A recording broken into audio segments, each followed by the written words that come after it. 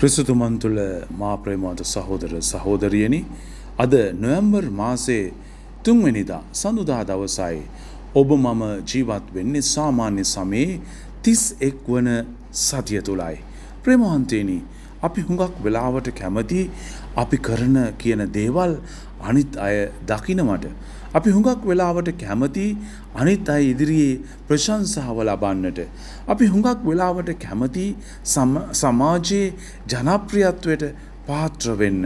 කෑමක් පිළියෙල කරද්දී වුණත් අපි හුඟක් වෙලාවට ආරාධනා කරන්නේ අපි දන්න හඳුනන අයවයි. යමක් කමක් දෙන්න පුළුවන් අයම විතරමයි.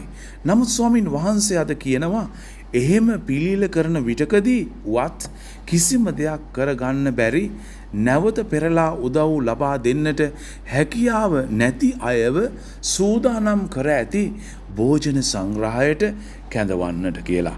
කිතුණු ඔබ මම මුහුණ දෙන ප්‍රධානතම අභියෝගය තමයි ප්‍රේමවන්ත සහෝදර සහෝදරියනි, ප්‍රේම කරන්නන්ට ප්‍රේම කිරීම නෙවෙයි, එදිනෙදා හමුවන සෑම කෙනාකුටම දයාව දැක්වීම බව සුදු බයිබලයේ පුරාවටම අපිට පෙන්වලා දෙනවා. ඒ නිසා දිලිඳු කමෙන් පීඩා විඳින රටක ජීවත් වෙන අපිට පීඩිතයා තුළ, අසරණයා තුළ ජීවමාන ජේසුස් වහන්සේව දකින්නට නොහැකි නම් අපේ කිතුණු ජීවිතයේ හරය කුමක්ද?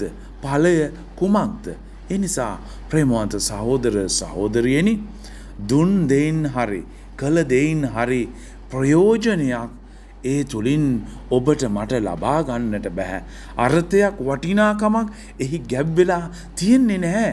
ඒ නිසාම අද සුදු සුපුවත තුල අපිට පෙන්වලා දෙනවා යම් යහපත් ක්‍රියාවකදී පිළිපැදිය යුතු කරුණු කාරණා පිළිබඳව. ඒ නිසා අසරණයන්ගෙන් අවස්ථාවාදීව ප්‍රයෝජනය නොගෙන අවංකව උදව් කළ යුතු බවත්, ප්‍රතිඋපකාරයක් බලාපොරොත්තු නොවිය යුතු බවත් අද සුපුවත අවධාරණය කරනවා.